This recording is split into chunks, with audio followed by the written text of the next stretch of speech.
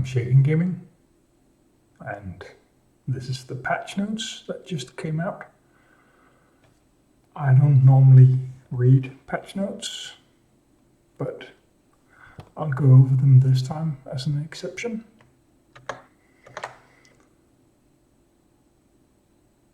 The patch notes are here. Big content update with a lot of things going on. I'll not read all of it, I'll just go through it. The reworked battlegrounds are coming. This is coming next week, sometime, we don't know when, but it'll come next week.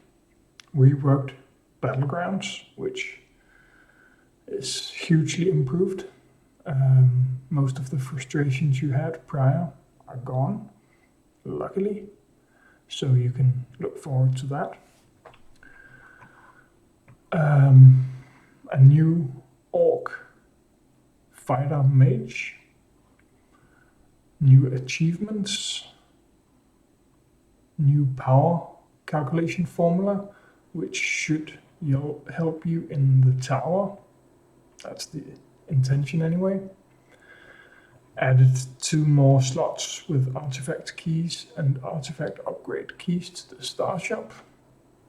I think people are running low on the star currency anyway, so I'm not sure that's needed, but thank you. New event to help us learn more about runes. Updated reward for completing all daily quests for players above level 60. And I believe that existing players that are high levels will receive quite a lot of compensation for this. I don't know how much, but should be a hefty gift. New gear items. So we're working towards gear 12.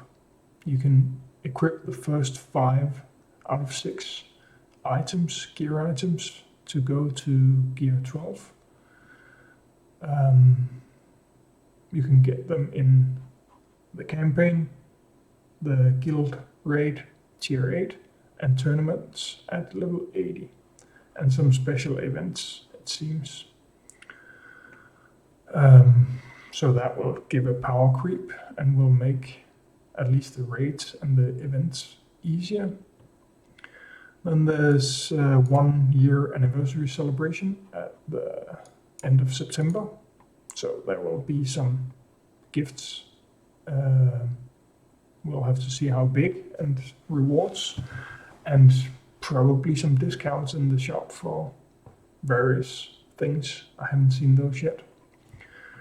Then there's another new hero coming with the next season.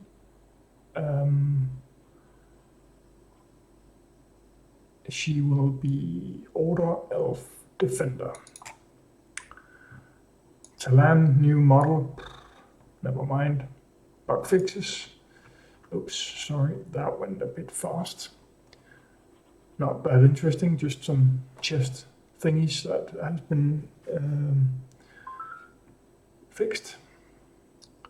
And then the balance changes. And here it gets a bit controversial in my opinion, but that's what it is. There's been a lot of talk about Buff in the current meta, and a lot of people don't like him, so there will be some drastic changes. First and foremost, demons will suffer from this, and elves will benefit. That's the very short version. Let's go down a page. Here I highlighted the most crucial changes. Forgot these. But Buff, his dice throw, it's exactly the same if you read all the text, except ability block is only 1 turn, used to be 2 turns. It's a minor nerf, won't matter very much, but of course it's a nerf. But the next one, that's the biggie, and I don't like that one.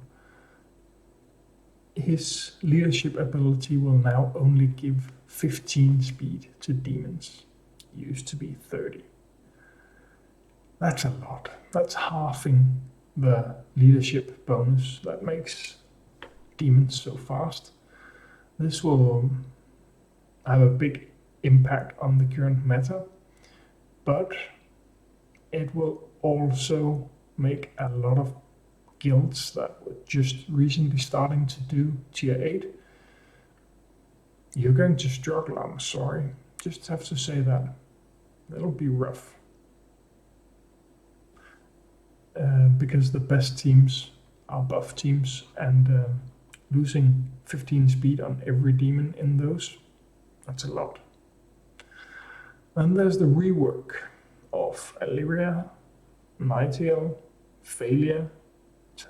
Oh, sorry, that's Tanessa.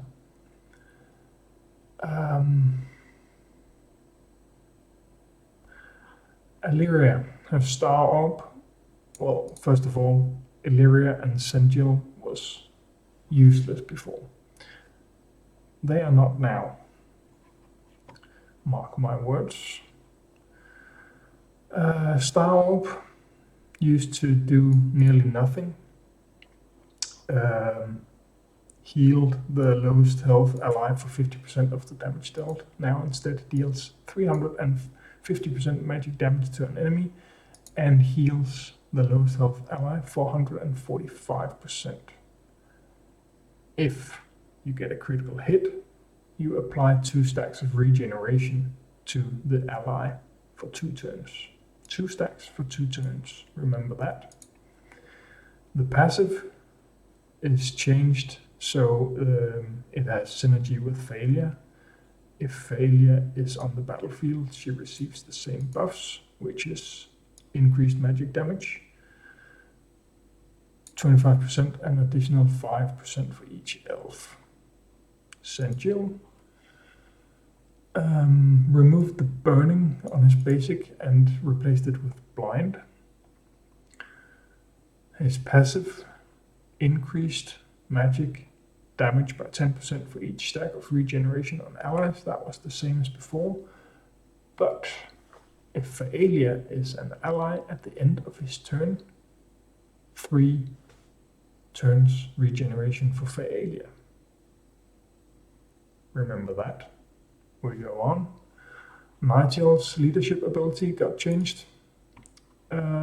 Used to be upon landing a critical hit. Well, never mind what it was useless.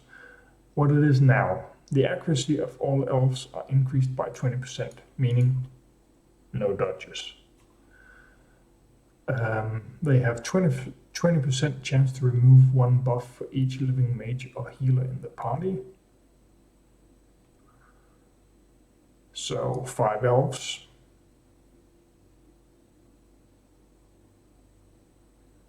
That's a buff removed on every turn, basically.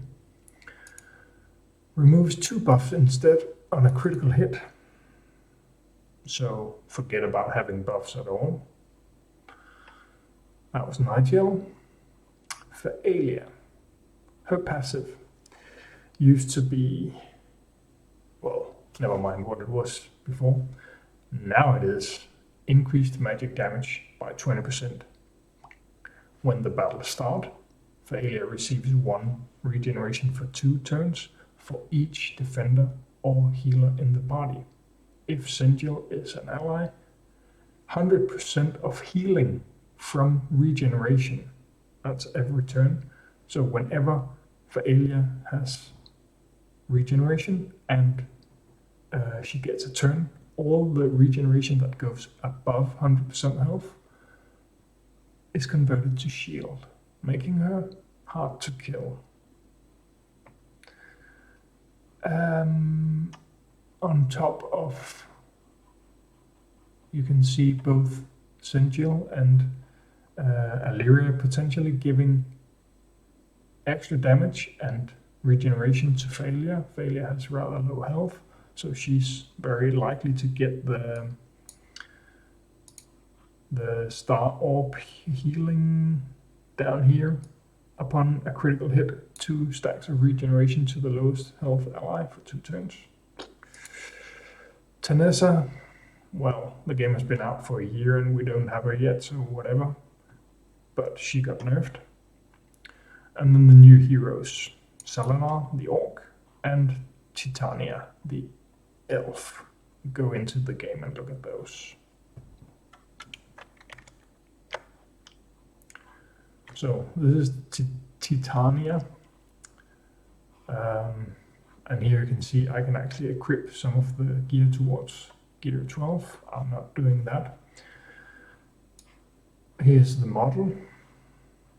Like most of the elves, rather uninteresting if you ask me. Her basic deals damage, imposes an evasion boost on herself. Critical strikes apply bleeding for 2 turns. So on basic she applies bleeding, and on her second ability, if the target is bleeding, apply an ability block for 2 turns when she hit with that. On top of that, she has 20% chance for each living elf in the team that a random elf will support the attack. So 5 elves, guaranteed 1 assist every time she uses this one. And there's the taunt, removes 1 debuff from herself, and allied healers and allied mages, not just elf ones. Note that. Get taunt, cheat death, and counter attack for 2 turns. That's good. And here comes the broken part, if you ask me. She gets 4% increased critical chance. Again, if she crits, if she crits, she applies bleeds, and the bleeds gets ability blocked on her next turn. So she gets 4% increased critical hit chance for each healer on the team, 4% evasion, meaning dodge, for each living mage on the team, and 2% efficiency and resistance. This is a bit wrong, should be potency and tenacity for each living elf on the team.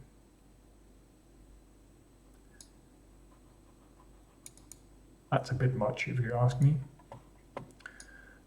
She's strong, and given the other buffs for the elves, she's quite strong actually.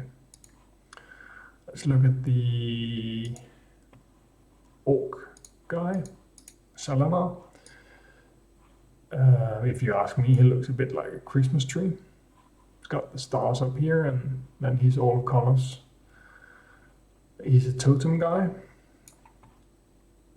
He has got a basic ability that does damage, deals extra damage for each totem in the party.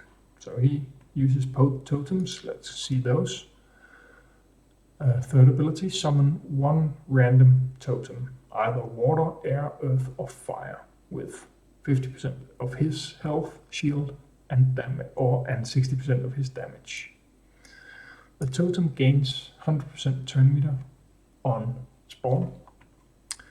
Only 1 totem at a time of each type.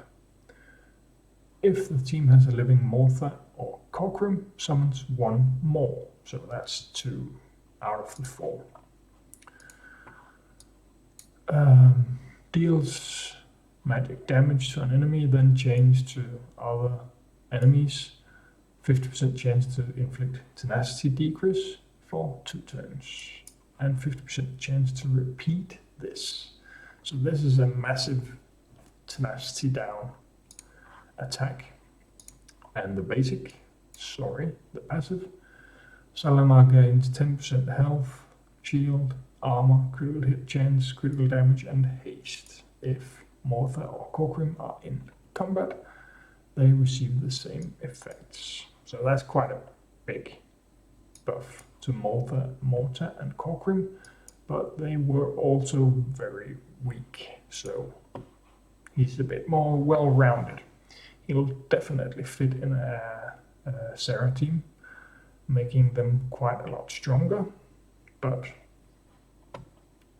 There's no other characters on the orc team that has been reworked, in contrary to these characters. These will be strong, I can tell you. Quite a lot. We can... I can show you a little test here. Don't look at too much how this looks. It's on the test server. I don't have the typical buff team to go up against, but I do have this one slightly modified. Let's try that one. So that's nearly the usual arena meta team with Talan instead of Kiri. That's the difference. I'll just hit this button and we'll see what happens. Sentinel taking a beating. Buff nearly died. That wasn't too good for him.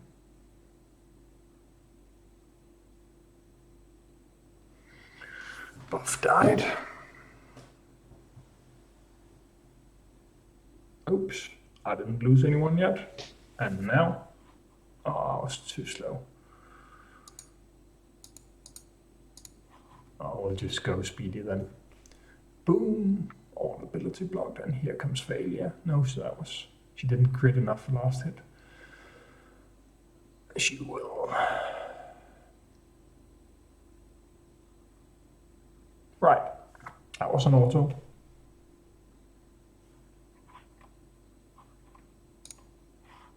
So you can see there will be a shift in meta here. I would personally work on this elf if I were you, and some of the others as well. That's my recommendation for you. The tank will also be very strong, but you have to buy the season pass to unlock her straight away. Might be able to pull off some teams without her. The Nightingale lead is also very strong. I am not sure which one is strongest, Talan or Nightingale at the moment actually. But Illyria, Sentinel and Failure, better watch out for those. And not a lot of people have them worked out, so you better start doing that. That's it for now. That was a lengthy video with a lot of talk, which is not usually my content, but I thought it was necessary this time to show you what is going to happen soon. Thanks for watching. Have a great day. Goodbye.